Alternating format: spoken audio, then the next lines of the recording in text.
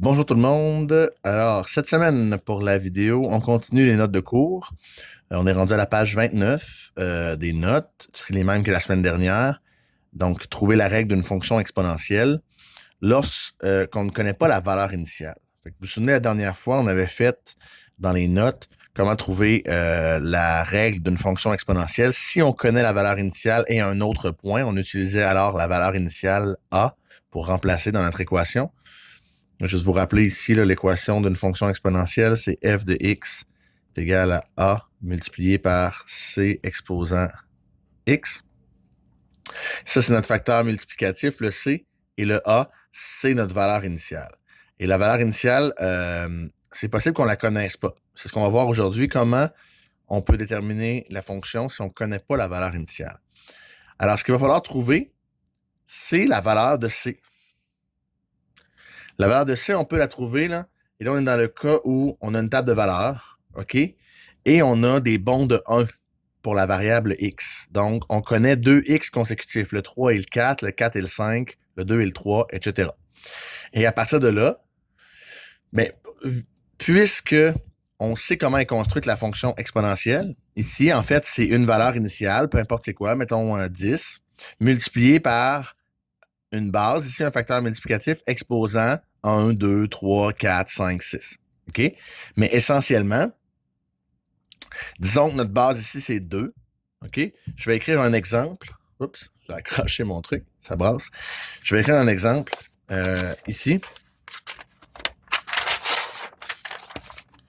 Donc, disons que j'ai la fonction f de x est égale à 10 fois 2 exposant x. Mais ce qui va se passer entre deux x consécutifs, mettons x égale 4 puis x égale 5, mettons que je veux remplir le tableau, mais quand x vaut 4, j'ai 10 fois 2 exposant 4, OK? 2 exposant 4, c'est 16, fois 10, ça fait 160. Puis ici, 2 exposant 5, c'est 32, fois 10, ça fait 320. Mais ce qui se passe entre mon 4 et mon 5, c'est juste que j'ai fait fois 2.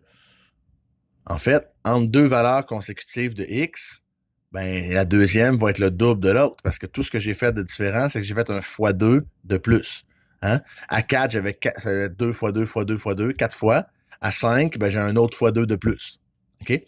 Fait que ça va nous permettre de le déterminer, ce facteur multiplicatif-là. Donc, on va regarder c'est quoi la différence, c'est quoi le facteur multiplicatif entre les deux y pour deux x consécutifs. Ça va être notre c. Donc là, j'ai dit beaucoup de mots, mais en résumé, si je connais deux coordonnées dont les x sont consécutifs, OK, donc il y a un écart de 1, ben j'ai juste à faire, c'est quoi l'écart ici, multiplicatif? Je multiplie par quoi pour passer de 384 à 1536? Et je vais trouver mon C. Donc, tout ce que j'ai à faire, c'est regarder, dans le fond, je fais 1536 divisé par 384. Dans ce cas-ci, ça donne 4. Donc, il faut que je fasse x4 pour passer d'un à l'autre. Je peux même vérifier, vu que j'en ai un autre, je peux vérifier si c'est encore x4 ici, puis c'est bel et bien le cas, c'est x4. Donc, je peux déduire que ici, mon C, pour ce cas-là, c'est 4. Et là, maintenant que je connais C, je peux écrire mon équation. F de x est égal à une certaine valeur initiale multipliée par 4 exposant x.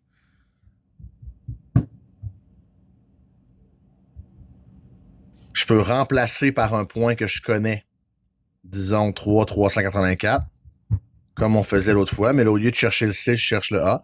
Donc, 384 est égal à A fois 4 exposant 3. Et là, je peux trouver ma valeur de A en faisant 4 exposant 3, c'est 64. Et là, je fais 300, donc j'ai donc 384 qui est égal à 64A. Et là, il me reste juste à diviser par 64 de chaque côté. Et quand je divise par 64, j'obtiens 6.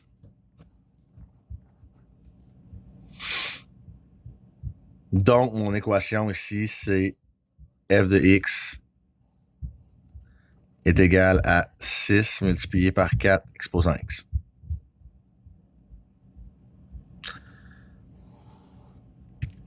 OK? Et je peux faire la même chose tant que j'ai des valeurs consécutives.